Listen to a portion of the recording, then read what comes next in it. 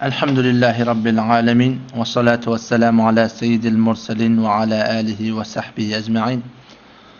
Muhterem Müslüman doğrular, bir delili ki Allah'dan gayren çağırmaklığa delil bolya deyip bir hevrem bir cuşu huruş filan na'udhu billahi inalekem peygamber Huda da Allah'dan gayren çağırıptır, ölüler çağırıptır deyip delil tutunanda ashab-ı kalib diliye. Ashab-ı kalib dediği neyme? Baba Ganir'de geliptir, Bukhari'de geliptir. Sahih Bukhari'den. Bukhari'den berde inalekem elhamdülillah şimdi Mişkat Şerif'te de cildi do, seffeye sise do, çehelo penç 345. seffesinde şu öz Mişkat kitabımız arada dersi kitabımızda şu geliptir. Vaqana yaparım Peygamber Aleyhisselatü Vesselam cengi Bedir'de kafirlerden 73 nefer daha öldürdüler diye. 71 nefer de onlardan esir edip Allah diye. Peygamber Huda sallallahu aleyhi ve sellemin adatı şu diye her vakit bir yeri cihad etse, şu tadı piruz bolsa, şu cihad eden yerine 3 günlük kalırdı diye adam. Tabi bir vakit kafirler gümenede ama böyle kasıp gitti. Meydanına teyyar olup dururdu diye. Bir hikmeti şu diye olamalı. Otam sonra yankı kafirleri Peygamberin destur veren şeyle kalip diyen bir tane kuyu var. Bulan bar yoğunu kafirleri ölpetiler Ebu Cehil ve Utbe ve Şeybe ve bulan dün görüpse dursun diye yankı kuyunsunu oklak koyverdi diye. 3 gün sonra Peygamber Huda sallallahu aleyhi ve sellem gelip yankılan yanır kıyırdı diye. Hal vecettum ma va'ada rabbukum hakka? Aya Allah'ın berini vaadeti. Kesin Peygamber'e iman getirseniz cennet ba. Peygamber'e iman getirmeseniz cehennem ba. Son hak taptınız mı deyip diye Peygamber Huda birer kıyırdı diye.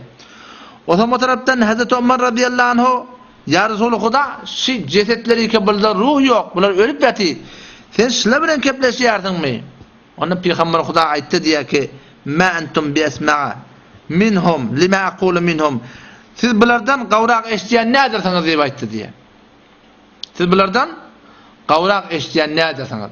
O zaman şu forum yankı her bir peygamber öz kavminin karşısında durup soran olur şikayet verilenine ya Allah Teala'nın azabı gelip de olur barahim Huda Teala'nın azabının yüzünden dargadılanına bu fakat Peygamber Aleyhisselam'dan sabitte inalekem Sure-i Araf'ta Şuayb Aleyhisselam'da Sure-i Araf'ın 93. ayetinde ve Salih Aleyhisselam 79. ayetinde o da vakti ki Allah Teala on kavmin dargat diye çelemçaş olup Salih Aleyhisselam Şuayb Aleyhisselam öz kavmiyle necat tapiye evurluk gelip ulu ilin çelemçaş olup cesetlerinin dargat yatanını görüp narahap olup ya kavm deyip ey kavmim laqad ablagtu lekum risalete rabbi men size öz perverdigarımın risaletinizi yetiştirdim. Emma siz netiqat berýärler gawurmediniz. Siz Allah'ın yolunu kabul etmediniz deyip şoları hasret bilen niye kıygırdı diye. Ve Peygamber Aleyhisselam'dan başka peygamberden hem sabit var. Yani Müslüman da onun gurrun şunusuna keştadası hadisten bir nestane bahs var. Avvalki bahsâşi öyle eşitmeyen. İnşallah bunun hakkında indiki dersinde men gurrun bilen juda gana qaw açıklap şun hakkında men düşündüreyim. Hanefi mezhepte kulli ehli sünnet vel cemaat'ta aqide şun hakkında näme? Öyle eşitmeyen. İkinci gurrun şey ayet rivayeti keştadaş hormatly taqdir şunu Peygamber Huda da ölüp yatan adamlar çağırıptır diye aytılýar. Kamil rivayet bolup durmuş hadis ya rivayet bolmaptırmy? Üçlengen gurrun şu ayet hadisten şu form istilal etmeklik doğru mu ya? Doğru değil. Gurrun şunusuna. Müslüman doğrular kıyınansak da şu hadis kamil üstadı rivayet bolmadı. Bir bölücü var. Şol bölüğü kesip alıp kaldılar. Näme deyip? Şon eger o bölük aydılsa Hudaýdan gaýryn çağırmak sabit boljak ki. Evliyaları, enbiyaları, şuhadaları çağırmak sabit boljak ki. Awala Peygamber Huda ptada olardan kömek aljak bolup çağırana. Bizim gurrumuz kömek alıp çağırman gurrun. İkinciden Peygamber Huda sallallahu aleyhi ve sellem hoşun Mişkat'ın özünde geldiğine cildi do 345. sefesinde vakti ki Hazreti Ömer radıyallahu anhu aytti diye ya Resulullah eştiýärmi? Peygamber Huda deydi ma entum bi esma'a minhum. Siz bulardan gavrak eşya ne edersiniz? Velakin la yujibun. Cevap vermeyeli deydi. Ne etmeyeler? Cevap vermeyeli deydi Resulullah. Osam şu tada, şu cevap vermeye diyen gurrunu, burada ki şu doğru Kur'an'ın özünden sabit buluyor. Kur'an şuna itiya, Sure-i Fatır 22. parada 13. ayetinde Allah Teala özün tarif etti. Yulicul leyle fin nahar. Allah ol bir zati ki giyeceğini gündüze salya. Ve yulicun nahara fil leyl. Allah ol zati ki gündüze giyeceği salya. Giyece ololya, gündüz uzolya, giyece gizkalya, gündüz gizkalya. وَسَخَّرَ الشَّمْسَ وَالْقَمَرَ Allah o zati ki ay günü musakhar edip koyaptır, aylanıp tu, gelip tu, gidip tu. Kullu yecri li ecelin musamma. Bulan her gayse bir belli bir muhlata aylanıp gidip gelip tular hemişe gide. Buların bir ömür var, buların bir gün fena bolacak. Zalikumullah. Şuli şeriat yani Allah Teala Rabbukum şol Allah sizin Rabbiniz. Lehul mulk padişahı şol Allah için. وَالَّذ۪ينَ تَدْعُونَ مِنْ دُونِهِ Ol zatları ki Allah'dan gayri sığınayarsınız. مَا يَمْلِكُونَ مِنْ قِتْمِيرٍ Qitmir yazacak zadında eyesi de Qitmir diyani hurman şeninin daşında bir malafazık bolyandır. Allah diye istadı siz Allah'dan gayri çağırıyarlarınız. İsa badır, Ozeyr badır, ferişteler badır. Bilmeyen ol botlardaki şuhadalar, evliyaların cesetlerini mucessemelerini becer koyuptular. Şu Allah'dan gayri çağırıyarlarınız hiç gaysın elinde diye. Eğer bolon bir hurman şeninin daşındaki qabık kalacakta isat yok şunun elinde diye. Ona bir zat yok oluyor. Şunun olan haberi yok bizden. Eğer havarım olsa Allah Teala emretmese onun önünden gelecek iş yok. Sonra bir izin ayeti Allah Teala. İn ted'uhum eğer siz Allah'tan gayri çağırsanız, İsa'nı çağırsanız, Uzeyr'i çağırsanız, la yesma'u du'akum sizin çağırmaklarınız eşitmeye diye. Çağırsan çağıranın eştenak. Velev semi'u bar eştasa ferezen. Eştasa neyme? Mestecabu lekum cevap vermeyeli diye. O tabi Peygamber Huda ne mi dedi? Sizin gavrak iştiyerler. Yöne cevap vermeyeli diye. Bu tabi Kur'an'la şu meseleni açıklayıptı. Avla eşitmeyerler. Ferezen eştatalı da cevap vermeyeli deyipti. Ve yevmel kıyameti yekfurune bişirkikum. Erti kıyametun sizin eden şirkini de Huday bilen Hudayın mahlukun denilttiniz. Şunu erti olar inkar edecekler. Nemen hakkını biz çağırdınız? Nemen hakkını bize sığındınız? Biz keysattan haber yok. Haberimiz yoktu. Siz ne deyip haberle Allah'ını bizi ki habersiz söylendiğini ettiniz. İsa aleyhisselam ve kuntu aleyhim şehiden ma dumtu fihim. Ya Allah aralarına kam haberim vardı. Sonra haberim yoktu. Olur lazım peygamber. Ne yaparım habersiz? Haberle Allah bilen dinlettiniz. Ve la yunebbiuke mislu habir. Hiç kim şu mesela hakkında ol habir Allah'a yalaksı haber vermir. Allah haber verip tuşunu. Avla eşten akla. Bar eşte asılı da neyme? Cevap vermeyeli diye. İne alekem. Kenzul ummarla geliyor. Hazreti Ömer, Hazreti Ali radıyallahu anhu bir vakı iştahda beyan ediliyor.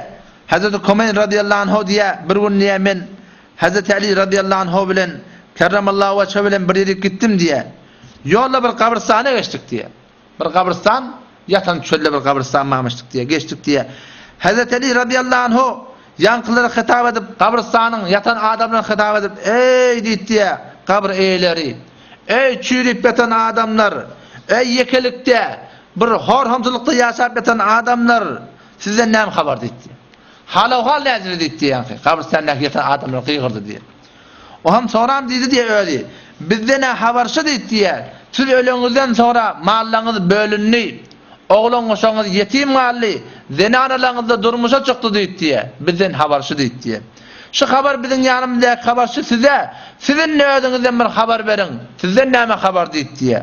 Ondan sonra Hazreti Kumayl'liye, Hazreti Ali radıyallahu anhu, bana yüzelim aytti diye, ey Kumayl, eğer şular keplemekliğe ecadası bolsa diye, ya keplep bilen bolsa diye, aydardılar, behterin tuşa, inki gerekliler kabırda, takva diye aytardı diye. Hudaydan korkmaklık.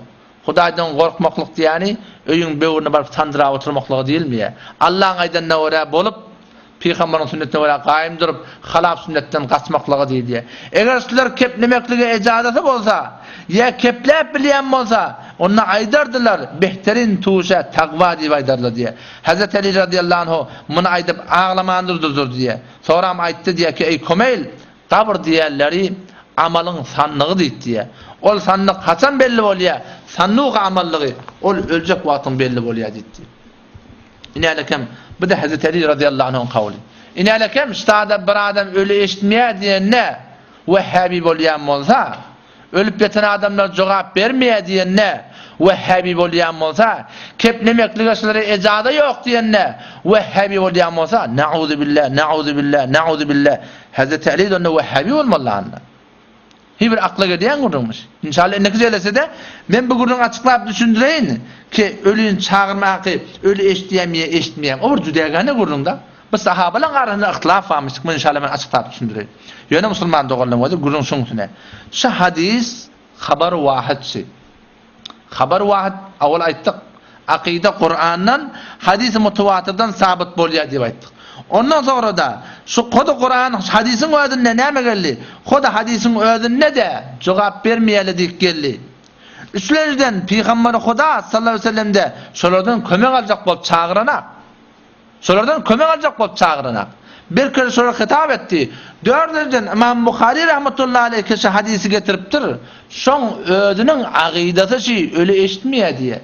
Öyle eşitmeye diyen de Vehhabiyet diyen de sabit bolayan olsa ondan na'udhu billah İmam Bukhari de Vehhabi bolanmalı. İnalekem o da şunu kodu mişkatın ödünne getir diye. Vezadel Bukhari İmam Bukhari rahmetullahi aleyhi aytti diye. Kale Katada rahimahullah aytti. Ahyahumullah Allah Teala şöyle eşitmeyer ne yaparım onunla? Allah Teala şöyle diriltti hatta esma'hum şöyle eşittirdi. Şöyle tevbih etmekten çüreyim. Şöyle hakir etmeden çüreyim. Şöyle bir hasret gelmeden çüreyim. İmam Bukhari rahmetullahi aleyhi istada öz kitabını arttırıptır seni. Ki şöyle süparım bu Peygamberin mucizesi bolup eşittirli. Hatta İmam Bukhari rahmetullahi aleyhi de ne diye öyle eşitmeye diye aytdı. O zaman şu tayda Müslüman doğrular gelip istada şu hadisin cüret edip Peygamber Huda da ölüler çağırıptır. Peşi Hudaydan gayrın çağırmaklığa, kömek almaklığa delil demeklik şu bir ulaqam bir cüret. Nauzu billah. Ne deyip çıkıp görüyor biliyor musun? Şu hadisi gidip göremeler. İnalekem mişkatın özünde yazılı. İmam Bukhari rahmetullahi aleyhin akidesi öyle eşitmeye. Bula Peygamberin mucizesi Allah Teala şöyle dirildi, eşittirdi deyipti o. Ne deyip siz istahın kesiyersiniz? Ne deyip otada velakin la yecibun? Hava bula sizden kavrak eştiye. Yöne cevap vermeye diyen kesiyersiniz ahi. Biz Hudaydan korkmalıyam ahi. Nauzu billah bir şahitiyen keplemizden bir cüdegane bir mezhep özümüzde düdüp var ya şuun kuğun. Özümüzde ehl-i sünnet deyip yaz. Bize karşı duran adamı da kimler? Onları Vehhabi deyip yaz. Şu Vehhabiyetin vurun mu? Ya bir ehl-i sünnet ol cemaatin vurun mu? Ya siz başka bir yol dönedik kesip yazın nauzu billah şuun kuğun. Allah Teala hemzine tevfik amel versin. Vesselamu aleyküm ve rahmetullahi ve berekatuhu.